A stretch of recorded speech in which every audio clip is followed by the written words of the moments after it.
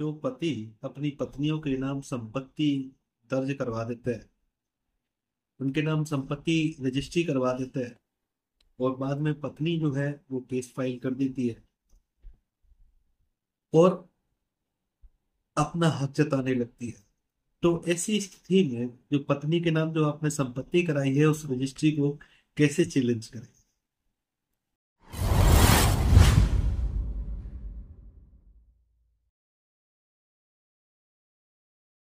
नमस्ते भाइयों, मैं हूं आपका दोस्त advocate Brahmadatt, Agra civil court से। कैसे हैं आप लोग?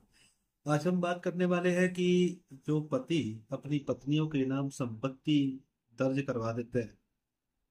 उनके नाम संपत्ति रजिस्ट्री करवा देते हैं, और बाद में पत्नी जो है वो केस फाइल कर देती है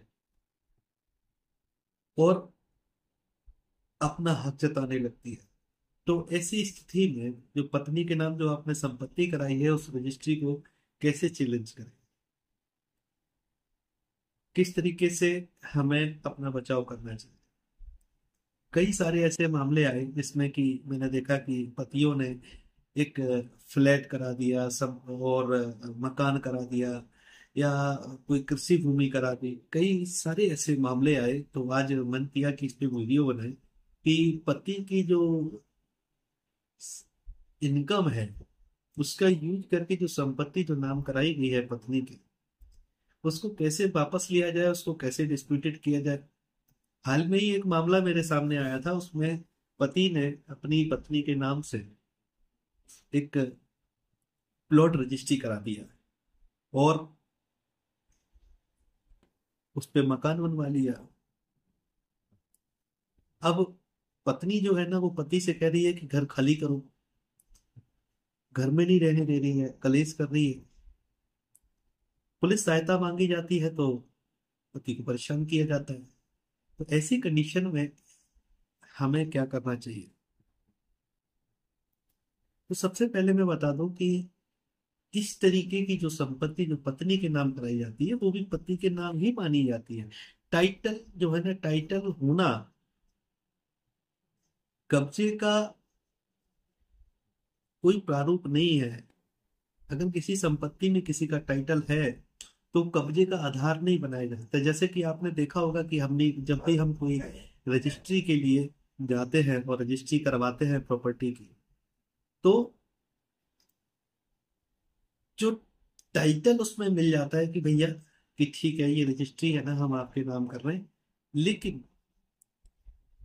उसका दखल करने के लिए हमें दाखिल खारिज कराना पड़ता है अगर कृषि भूमि है तो। और जब रजिस्ट्री कराते हैं तो उसमें लिखा जाता है कि बकायदा इसका कब्जा है और कब्जा दे दिया गया है। तो ये रजिस्ट्री जो है ना वो कब्जे का आधार नहीं हो सकता। अगर आपके सामने अगर इस तरीके की अगर परिस्थिति आई है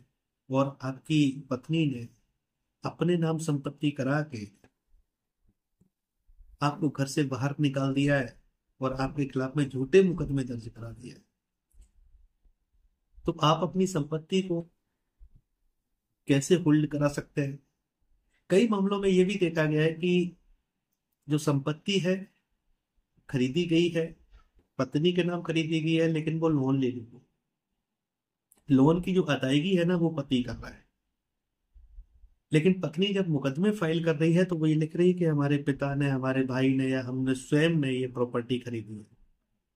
तो यहाँ देखने वाली बात हो जाती है कि आखिर में जो सोर्स ऑफ इनकम है, एक आईटी डिपार्टमेंट का एक बहुत अच्छा जजमेंट आया था जिसमें कहा गया था कि अगर सोर्स अगर पति का है और प्रॉपर्टी पत्नी के नाम है, तो वो प्रॉपर्टी जो है वो पति की ही मानी जाए। अब ऐसी कंडीशन में क्या होता है कि पत्नी जो है ना वो मुकदमा फाइल कर देती है, कहती है कि ये प्रॉपर्टी मैंने खरीदी है, मेरे पिता ने दी है, मेरे भाई ने दी है, किसी ने भी, एक्स वाई जेड। तो पहली कंडीशन ये है कि आपको सबसे पहले एक कंप्लेंट करनी है इनकम टैक्स डिपार्टमेंट में, और उस रजिस्ट्री ऑफिस में कि ये संपत्ति है मैंने अपनी पत्नी के नाम कराई हुई है। और पुलिस को भी आप कर सकते हैं। अब यहाँ पे बात यह आ जाती है कि गृह अतिक्रमण जो है ना, 441 आईपीसी के तहत में यह क्राइम नहीं बनेगा। लेकिन यहाँ पे क्या है, पति को अपना कब्जा नहीं छोड़ना चाहिए। अधिकांश पति क्या गलती करते हैं कि पत्नी ने अगर कुछ कह दिया तो उन्होंने घर छोड़ दिया, उसको पूरी तरीके से फायदा उठाया। एक ऐसे ही मामला हमारे पास 2 साल पहले आया था, जिसमें कि पति ने नोएडा में एक फ्लैट करा दिया था अपनी पत्नी के नाम से, और हमारे यहाँ के सागर थाने में उसने मुकदमे फाइल कर रखे पत्नी ने। जो लड़का था वो बहुत परेशान था कि आखिर में इस पर ये जो संपत्ति है इससे किस तरीके से निजात पाई है। तो सबसे पहली बात यह है कि इसका जो सोर्स ऑफ इनकम जो है ना वो पति का था। जो अगर प्रॉपर्टी नगद खरीदी गई है तो ठीक है। और जब भी हम कोई रजिस्ट्री कराने जाते हैं तो उस रजिस्ट्री में क्या होता है कि जो अमाउंट जो पे किया जाता है उसका चेक नंबर, डीडी नंबर, या जिस माध्यम से पेमेंट किया जाता है उस रजिस्ट्री के लिए, वो उसमें खोला जाता है। लेकिन पत्नी जब केस लगाती है तो वो अपनी अक्वायर्ड प्रॉपर्टी बता देती है कि मैंने खुद खरीदी है, मेरे पिता ने खरीदवाई है, या मेरे भाई ने खरीदवाई है। तो यहाँ पे क्वेश्चन मार्क उठ जाता है कि आखिर में झूठ कौन बोल रहा है। क्योंकि पति अगर ईएमआई पे कर रहा है, पति ने अगर पेमेंट दिया है तो वो रजिस्ट्री में खुला होगा। और उसके बाद पत्नी अगर आपके खिलाफ में अगर केस फाइल कर देती है तो आपको सबसे पहले क्या करना है कि जो प्रॉपर्टी है उसके कागज लेके आपको पुलिस अधिकारियों को, आपको उस रजिस्ट्री ऑफिस में, और आपको कंसर्न कोर्ट में एक एप्लीकेशन देनी पड़ेगी। एप्लीकेशन कैसे देनी है वो आपके केस के हिसाब से डिसाइड किया जा सकता है। लेकिन अगर आपकी पत्नी अगर आपके खिलाफ केस फाइल कर देती है और अपनी प्रॉपर्टी बताती है कि साहब मैंने खरीदी है, मेरे पिता ने खरीद के दी है, मेरे भाई ने खरीद के दी है, और उसका जो पेमेंट जो है वो आपने किया है, लोन जो है वो आपके अकाउंट से कट रही है, तो यहाँ पे उस पत्नी का जो दावा है उसके वियाप में आप कानूनी एक्शन ले सकते हैं। अब बात आ जाती है कि क्या करना चाहिए। तो यहाँ पे जो संपत्ति है उस संपत्ति के लिए आपको इनकम टैक्स डिपार्टमेंट में लिखना पड़ेगा कि जो संपत्ति जो बताई जा रही है कि इसने खरीदी है, तो इसने ये कहाँ से खरीदी है। तो सबसे पहले आपको ये एक्शन लेना पड़ेगा, क्योंकि बेनामी संपत्ति लेन देन निवारण अधिनियम के तहत में ये प्रावधान है कि अगर आप सोर्स ऑफ इनकम अगर आप डिस्क्लोज नहीं कर पाते हैं तो वो बेनामी संपत्ति में आ जाए। पहला स्टेप। दूसरा ये है कि अगर आप ने अपनी पत्नी के नाम कोई संपत्ति करा रखी है और उसका पेमेंट जो है ना वो आप कर रहे हैं, उसका जो इनकम सोर्स जो है ना वो आपका है, तो वो संपत्ति जो है ना वो पति की ही मानी जाएगी। इस पे कई सारे ऐसे जजमेंट्स हैं, कई सारे ऐसे रेगुलेशंस हैं जो कहे गए हैं। लेकिन बाद में पत्नी फ्रॉड कर देती है, मुकदमे फाइल कर देती है, मुकदमे में अपनी प्रॉपर्टी बता देती है। तो यहाँ पे जो मुकदमे में जो आप पलटवार कर सकते हैं वो तो आप कानूनी पलटवार कर ही सकते हैं, उस आधार पे जो आपने इनकम टैक्स को, पुलिस को और रजिस्ट्री ऑफिस को जो आपने कंप्लेंट की है। इन द केस अगर आपने कोई डाइवोर्स का केस फाइल किया हुआ है गारंटी के आधार पे कि भैया हमें घर से बाहर निकाल दिया, प्रॉपर्टी मेरे नाम करा दी, इस तरीके का अगर किया है कुछ, तो आप अपने इनकम सोर्स को शो करते हुए इंजेक्शन सूट फाइल कर सकते हैं अपने डाइवोर्स के केस में, या कोई भी आप सिविल केस आप फाइल कर रहे हैं, जैसे कि आपका सेक्शन 9 हो गया या डाइवोर्स हो गया, तो उसमें आप इंजेक्शन सूट जो है ना order 39, rule 1 and 5, rule 1 and 2 जो भी एप्लीकेबल होगा उसके हिसाब से आप उस प्रॉपर्टी को होल्ड करने के लिए कर सकते हैं। या फिर उसकी एंट्री जो है ना आपकी पत्नी की, जब तक कि वो अपना इनकम असेट्स जो है ना वो शो ना करते कि ये प्रॉपर्टी जो खरीदी गई है इस प्रॉपर्टी में पत्नी का ही पैसा लगा है, उसके पिता का पैसा लगा है, जब तक वो शो ना कर दे तब तक के लिए आप इंजेक्शन सूट फाइल कर सकते हैं। तीसरा पॉइंट, आप जिस जिले में संपत्ति है उस जिले के एसडीएम के यहाँ, क्योंकि देखो मैं आपको बताऊं, अभी 1 जुलाई 2024 से नया कानून लागू हुआ है। नया कानून जो लागू हुआ है उसमें सिर्फ सीरियल नंबर बदले गए हैं और बाकी का सारी डेफिनेशंस लगभग सेम है। तो जो मामले पुराने चल रहे हैं उनमें पुराना कानून ही अप्लाई होगा, जो नए मामले दाखिल हो रहे हैं तो उसमें नया कानून लागू होगा, तो उसी कानून के हिसाब से एफआईआर दर्ज होगी। तो जैसे कि आपका मामला पहले से चल रहा है, तो आपको क्या करना है, प्रॉपर्टी जो है उसमें आप अगर लीगलिटी देखना चाहते हैं, उस प्रॉपर्टी पर रोक लगाना चाहते हैं कि जो आपकी जो पत्नी है उसका दखल रोका जाए, तो तीसरा ऑप्शन होता है कि जो रजिस्ट्री आपने अपनी पत्नी के नाम कराई है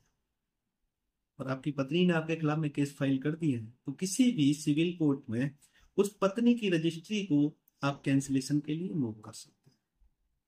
हिसाब इसमें सोर्स ऑफ इनकम हमारा लगाया गया है, इसमें सोर्स जो है वो मेरा है, मैंने पैसा अदा किया, लेकिन बाद में पत्नी ने गलत तरीके से मेरे खिलाफ में केस फाइल कर दिए, मेरे साथ छल किया गया, और ये इसके सोर्सेस हैं। उस आधार पे आप उस डीड को कैंसिलेशन के लिए सिविल कोर्ट में डाल सकते हैं। और उस सिविल कोर्ट के केस को लेके अगर आपकी पत्नी जबरदस्ती उस घर में अगर घुसने की कोशिश कर रही है, आपको परेशान करने की कोशिश कर रही है, तो आप क्या कर सकते हैं, सीआरपीसी 145 सबसेक्शन 2 के तहत में आप अपने यहाँ के जो क्षेत्राधिकार जो एसडीएम है, सब डिविजनल मजिस्ट्रेट, उनके यहाँ पे एक आवेदन कर सकते हैं, एक एप्लीकेशन कर सकते हैं, और उसमें पूछ सकते हैं कि साहब ये जो प्रॉपर्टी जो है उसमें इनकम सोर्स है ना हमारा दिया गया है, और इस पे ये कब्जा किए हुए हमें टॉर्चर कर रही है, हमें परेशान कर रही है, ये गलत नियत से ये रजिस्ट्री हमसे करा ली।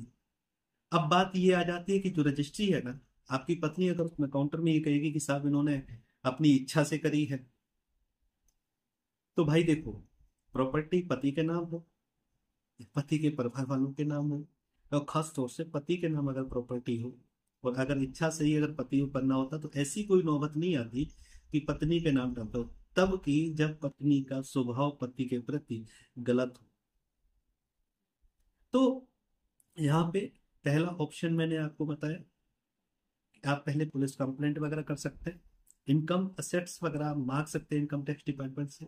दूसरा पॉइंट मैंने आपको बताया कि कोई भी अगर आपने सिविल केस अगर फाइल किया है तो उसमें इंजक्शन सूट मांग सकते हैं, पत्नी को उस प्रॉपर्टी से दूर कर सकते हैं। तीसरा पॉइंट मैंने बताया है कि जो रजिस्ट्री आपने करवाई है जिसमें इनकम सोर्स अपना दिखाया है, उस इनकम सोर्स के आधार पर जो प्रॉपर्टी की जो डीड है उसको आप कैंसिलेशन के लिए डाल सकते हैं, उसमें भी आप इंजेक्शन सूट फाइल कर सकते हैं। चौथा पॉइंट मैंने बताया है कि अगर आपको ज्यादा परेशान किया जा रहा है, ज्यादा टॉर्चर किया जा रहा है, तो आप शांति भंग की कार्रवाई के लिए संबंधित थाने और आपके निकटतम जो जुडिशियल मजिस्ट्रेट जो सॉरी एसडीएम है, सब डिविजनल मजिस्ट्रेट है, उनके यहाँ पे आप 145 तो सीआरपीसी का एप्लीकेशन लगा सकते हैं, और 107 116 में सीआरपीसी के तहत में आप पाबंद भी करा सकते हैं। तो इस तरीके की चीजें कर सकते हैं, आप अपना बचाव कर सकते हैं। बाकी का हमने जो आपको जो जानकारी दी है वो अपने प्रैक्टिकल आधार पे, क्योंकि कई मामले मेरे सामने आए हैं, और एक ऐसा मामला जैसा कि मैंने बताया कि आगरा का आया था जिसमें नोएडा में फ्लैट था, उस लड़की को घर छोड़ना पड़ा था, तो उसकी प्रॉपर्टी पर रोक लगाई गई थी, और तब तक के लिए रोक लगाई गई थी जब तक कि वो ये शो ना कर दे कि ये जो प्रॉपर्टी जो खरीदी गई है उसने खुद की इनकम से खरीदी है। और एक चीज याद रखना कि जब भी कोई प्रॉपर्टी जब खरीदी जाती है पत्नी के नाम पे, तो उस प्रॉपर्टी डीड में हमेशा लिखा जाता है कि गृहिणी, तो गृहिणी के पास अपना पैसा कहाँ से आ गया कि ये प्रॉपर्टी खरीद सके। तो ऐसी बहुत सारी ऐसी लीगल चीजें हैं, अगर आपके साथ अगर ऐसा हुआ है तो, और तो आप लोग कमेंट करके हमें जरूर बताएं, और आपको अगर लगता है कि हम आपको किसी काम आ सकते हैं तो आप लोग हमसे संपर्क कर सकते हैं, अपने डॉक्यूमेंट्स हमारी मेल आईडी पे भेज सकते हैं। केस स्टडी का हमने 2000 रुपये रखा हुआ है, हम आपके केस को स्टडी करेंगे और देखेंगे इसमें क्या हो सकता है, नहीं हो सकता है। अगर कुछ हो सकता है तो आपको बताएंगे, नहीं हो सकता है तो भी आपको बताएंगे, और कोशिश करेंगे कि आपको एक सही ट्रैक पे भेजा जाए ताकि कि आपकी कानूनी मदद हो सके, और न्यायालय में आप अपना पक्ष अच्छी तरीके से रख सकते हैं और न्याय पा सकते हैं। धन्यवाद।